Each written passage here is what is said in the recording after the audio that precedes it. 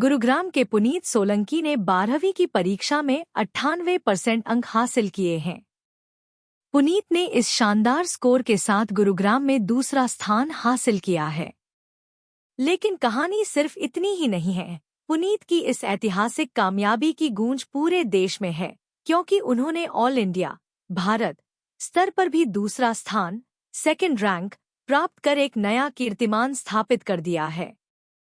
यह सब मेरी कंसिस्टेंसी, माता पिता के सपोर्ट और टीचर्स के सही गाइडेंस की वजह से मुमकिन हो पाया है। मैंने कभी घंटों गिनकर पढ़ाई नहीं की, बल्कि जो भी पढ़ा पूरे फोकस के साथ पढ़ा।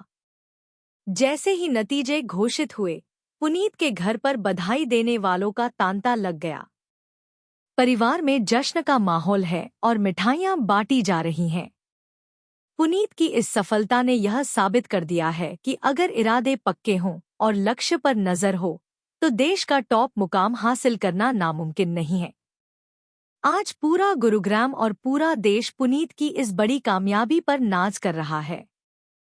जी, ये तो बात मार्क्स ही बता देते हैं कि बच्चे ने कितनी मेहनत करी है, पर फिर भी बस यही कहूँगा कि जितनी मेहनत हो वो कम है। एक स्टूडेंट के लिए कभी मेहनत काफ़ी नहीं होती। वो हमेशा अपना बेस्ट देने की ट्राई करता है, जितना हो सके।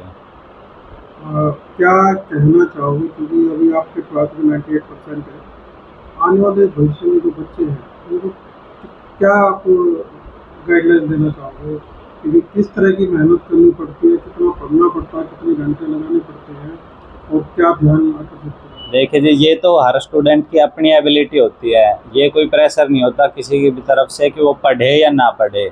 अगर स्टूडेंट का मन है पढ़ने का तो वो पढ़ेगा, चाहे वो दिन में 2 घंटे पढ़े, चाहे 24 घंटे पढ़े। अगर किसी को कुछ बनना है तो पढ़ना पड़ेगा, क्योंकि भीमराव अम्बेडकर जी ने कहा था, पढ़ो बढ़ो और लड़ो। जब तक पढ़ोगे नहीं तब तक बढ़ोगे नहीं, और बढ़ोगे नहीं तो अपने हक के लिए लड़ोगे नहीं। अब कॉलेज में आप प्रवेश कर रहे हैं, तो क्या भविष्य में क्या बनना चाहते हो, क्या सपना है, क्या आपके पेरेंट्स, क्योंकि मेहनत आपके पेरेंट्स ने भी आपके लिए बिल्कुल जरूर की बिल्कुल। पेरेंट्स का और टीचर्स का योगदान जो सबसे ज़्यादा होता है, क्योंकि उन्हीं की वजह से हम इतने काबिल बन पाते हैं।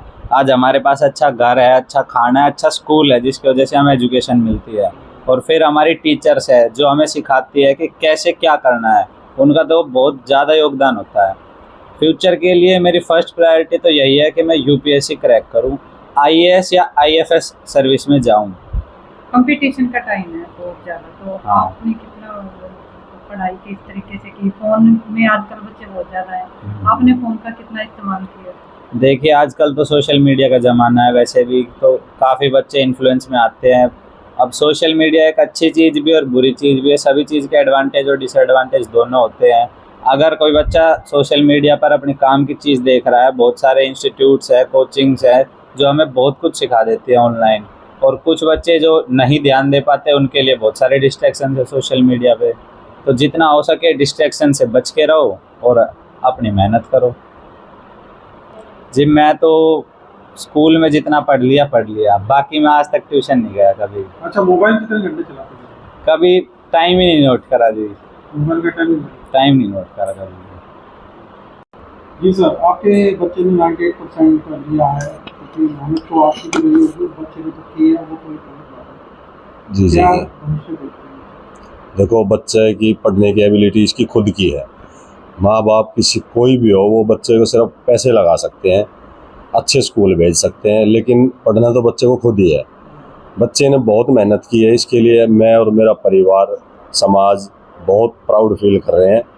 और यही है, हमें इससे यूपीएससी की उम्मीद करते हैं कि यूपीएससी में आए और फर्स्ट अटेम्प्ट में आए। पंद्रह साल वो आपके तो वो भी बच्चे नहीं आए कि? मेरा एक ही बेटा है, एक बेटी है। बेटी भी मेरी अच्छी पढ़ती है, उसका भी 96% आए थे। अब वो कॉलेज में है और सेकंड ईयर में उसके 97% आए हैं।